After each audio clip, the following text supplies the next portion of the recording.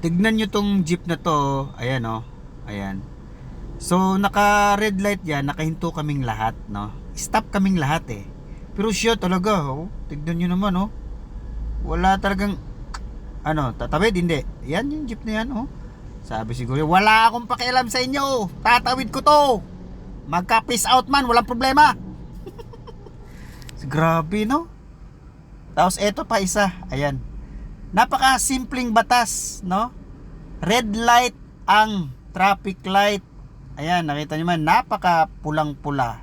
Tapos magugulat ka, biglang may susulpot sa gilid mong jeep, oh. Ayun, oh. Woogs! Wala akong pake. Naka-red light pa yan. Ganon. Huwag ganon.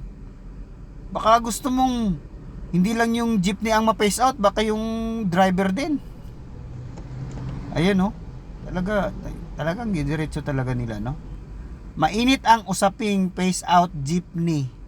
Pero hanggang ngayon ay ginagawa nyo pa rin yung mga ganyang paglabag sa batas, no? Batas trapiko.